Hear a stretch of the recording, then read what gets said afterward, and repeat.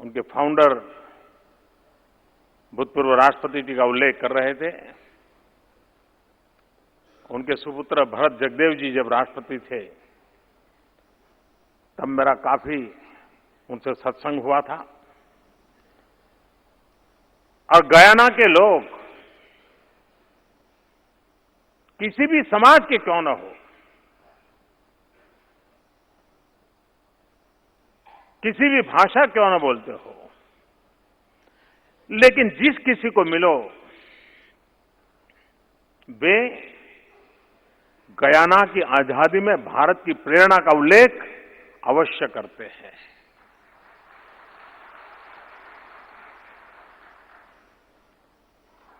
महात्मा गांधी 100 साल पहले south Africa से चले थे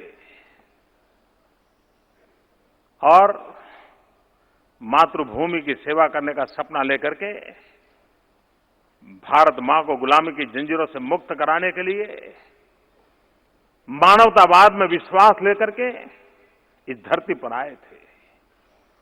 वो निकले थे साउथ अफ्रीका से, आए थे हिंदुस्तान। आज साउथ अफ्रीका भी हमारे बीच मौजूद है जहां से गांधी लौटे थे। और अफ्रीकन कांग्रेस का जन्म, अफ्रीकन नेशनल कांग्रेस का जन्म हुआ 8 जनवरी को हुआ था। आज 8 जनवरी है, आज ही का दिवस है। जबकि और तब उस समय महात्मा गांधी की दीर्घदृष्टि कैसी थी। उस समय गांधी जी ने अफ्रीकन नेशनल कांग्रेस के जन्म समय पर विश्व को जो संदेश दिया था, उस संदेश में एक विश्वास झलकता था। और उन्होंने कहा था कि ये नवजागरण का प्रेरणा बिंदु बन के रहेगा। ये बात उस समय महात्मा गांधी ने कही थी। आज भी मॉरिशस में 2 अक्टूबर कभी हमारे यहां जिस प्रकार से नहीं मनाई जाती होगी, वैसी 2 अक्टूबर आज भी मॉरिशस में मनाई जाती है। और मुझे सबसे पहले मॉरिशस में 2 अक्टूबर मनाने के लिए ही जाने का अवसर मिला था। और आज भी उनका जो, जैसे हमारे यहां गुजरात में महात्मा मंदिर अब इस प्रकार के कार्यक्रमों का प्रमुख केंद्र बना है, मॉरिशस में भी गांधी सभागृह ये सबसे बड़ा केंद्र बिंदु है। यानी हम देख सकते हैं कि कितना अपनापन। और आज शायद दुनिया में 70-80 देशों से भी ज्यादा देश होंगे जहां पर महात्मा गांधी की प्रतिमा लगी हुई है। अभी मैं कुछ दिन पहले ऑस्ट्रेलिया गया था, वहां पर भी मुझे सौभाग्य मिला महात्मा गांधी की प्रतिमा के अनावरण का। कहने का तात्पर्य यह है कि इस विश्व मानव की पहचान, ये युग पुरुष की पहचान विश्व को जितनी ज्यादा होगी और समय रहते होगी, कभी कभी उलझनों में घिरे हुए दुनिया को वैचारिक स्पष्टता का संदेश देने की ताकत आज भी गांधी रखते हैं। आज भी गांधी के विचार विश्व को और खास करके मानवतावाद को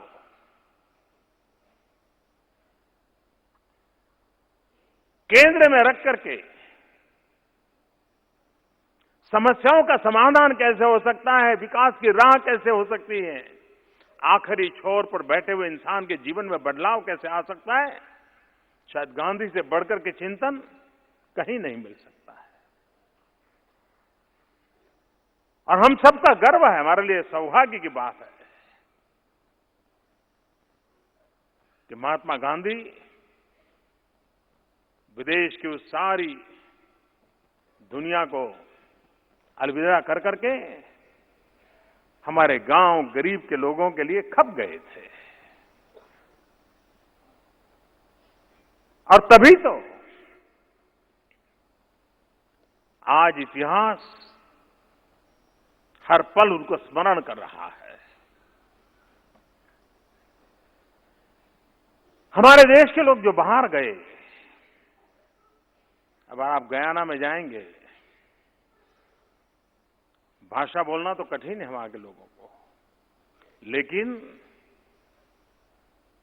जब होली अगर देखोगे गयाना की, तो वैसे ही रंगों से रंगे जाते हैं जैसे हिंदुस्तान की धरती पर हम रंगे जाते हैं। जब दिवाली मनाते हैं तो आपको लगेगा कि क्या दिए जगमगाते हैं, जैसे लगता है हिंदुस्तानियों को, हिंदुस्तान में रहने वाले हिंदुस्तानियों को गयाना में जलता हुआ दीप नई प्रेरणा देने की ताकत रखता है। ये हमारे लोगों ने विरासतें खड़ी की हुई विश्व में, ये ताकत खड़ी की है, और उसी ताकत को एक सकारात्मक काम के लिए, इस सामर्थ्य को विश्व में सार्थक पहचान कराने का वक्त आ चुका है। अब हम बिखरे बिखरे एक अकेले किसी कोई देश में एक कोने में हूं, अरे भाई अकेला हूं ना, भले एक हिंदुस्तानी वहां अकेला होगा, लेकिन उसके साथ पूरा हिंदुस्तान वहां जिंदा है।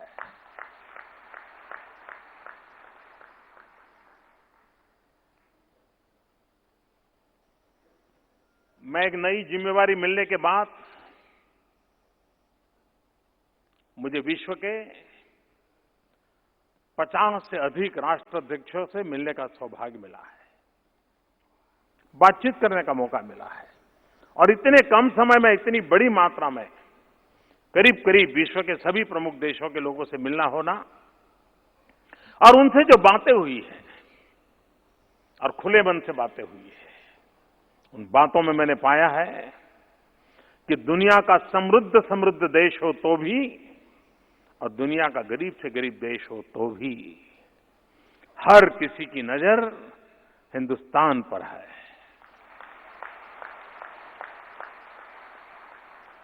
हर एक को लगता है कि हम जहां जाना चाहते हैं शायद भारत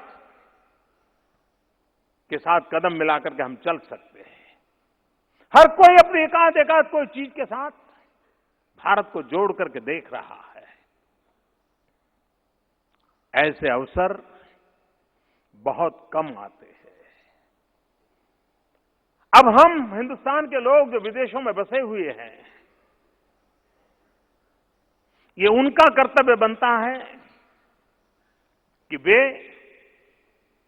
इस अवसर को मानव जात के कल्याण की दृष्टि से और भारत के उत्कर्ष की दृष्टि से हम कैसे काम में लगा सकें। और मैं मानता हूं आज हर भारतीय एक शक्ति के रूप में वहां विराजित है। वो अगर संगठित शक्ति बनती है,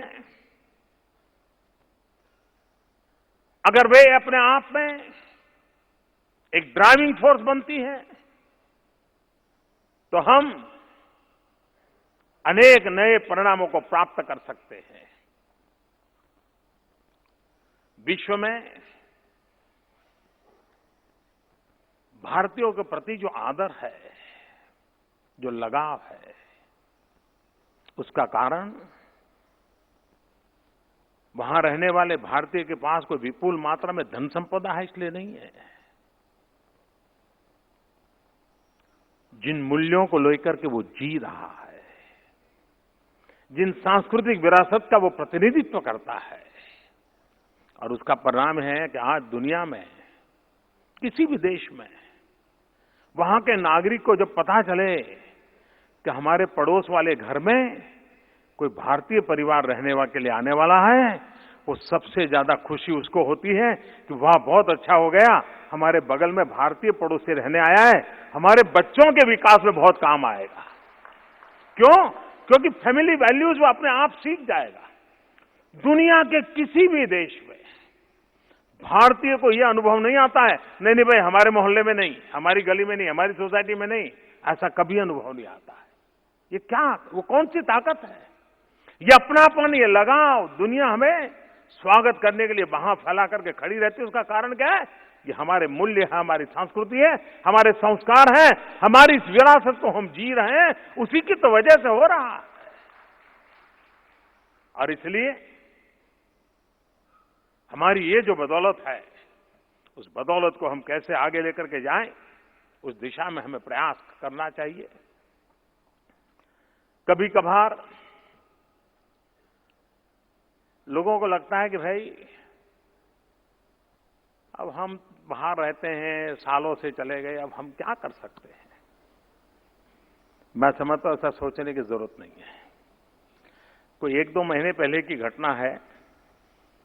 मुझे गुजरात से किसी ने एक अखबार का कटिंग भेजा था, उसके जेरॉक्स भेजे थे और बड़ा इंटरेस्टिंग था। मैं नाम वगैरह तो भूल गया। सूरत जिले में कोई एक एनआरआई अपने गांव आते थे, हर साल आते थे। जब अपने गांव आते थे, 15 दिन, महीना, 2 महीना, जितना भी रुकते थे, वे सुबह झाड़ू लेकर के गांव की सफाई किया करते थे। गांव की गलियों में जाते थे, कूड़ा कचरा साफ करते थे और गांव वाले उनकी बड़ी मजाक उड़ाते थे। उनको लगता था इसका स्क्रू ढीला हो गया है। सबको उनके प्रति बड़ी विचित्र सा भाव रहता था। लेकिन इस बार जब वो आए, उन्होंने तो वो काम पहले से कर दिया, इस बार भी शुरू किया। अपने गांव में निकल पड़े। आते ही दूसरे दिन सुबह जेट लैग वगैरह कुछ नहीं, बस वही काम।